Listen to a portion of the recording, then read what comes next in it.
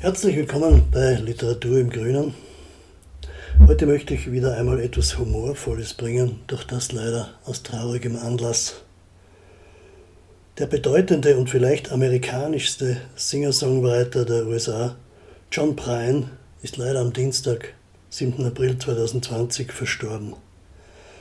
In 45 Jahren hatte er in unzähligen Songs, die immer beeindruckende Geschichten waren, das amerikanische Volk lebendig werden lassen.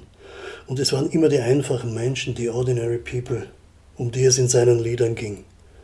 Große Songschreiber wie Johnny Cash, Bob Dylan und viele andere ließen sich im Lauf der Jahrzehnte immer wieder von ihm inspirieren. Von ihnen bekam er auch den Beinamen Mark Twain der amerikanischen Musik. Viele Lieder von John Prine sind ernst und melancholisch. Eine andere Seite war aber sein ganz eigener Humor, den er auch trotz aller widrigen, vor allem gesundheitlich schwierigen Umstände nie verlor. Heute also eine Nachdichtung seines Songs The Lonesome Friends of Science, den man auch als subtile Kritik sowohl an der Kopflastigkeit der Wissenschaft als auch am Wissenschaftszweifel bestimmter amerikanischer Schichten sehen kann. Texte und den Link zum Original finden Sie unter diesem Video.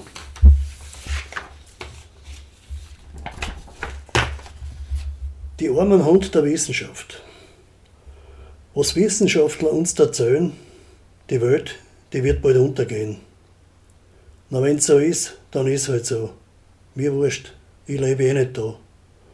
Ich lebe da in meinem Schädel drin, wo ich ganz gemütlich eingerichtet bin.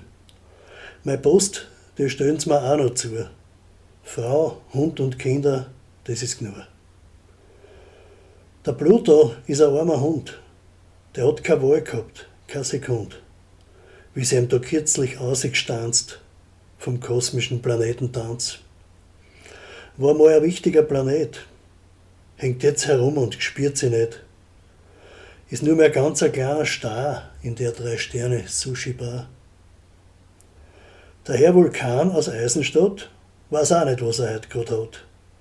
Sein Kopf brummt wie ein Bienenschwarm. Sein Stolz ist unter die Knie daheim. Sein Venus hat ihn schon verlassen, für einen Maßburm aus der Köllergassen. Vulkan schickt ihm ein Hochzeitsgeschenk, einen Priegel und ein neues Gelenk. Die armen Hund der Wissenschaft, die forschen da mit aller Kraft. Wer Schafe klont und offen quält, soll die Finger lassen von der Welt. Ich leg mich hin, es regnet nie. Mein Hund sagt das Wetter an für mich. Der spürt einen Sturm lang vor der Zeit. Das sind die Nachrichten für heute. Was Wissenschaftler uns erzählen, die Welt, die wird bald untergehen.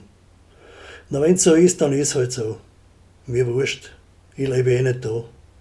Ich lebe da in meinem Schädel drin, wo ich ganz gemütlich eingerichtet bin. Meine Post, die stellen sie mir auch noch zu. Frau, Hund und Kinder, das ist genug. Danke fürs Zuhören.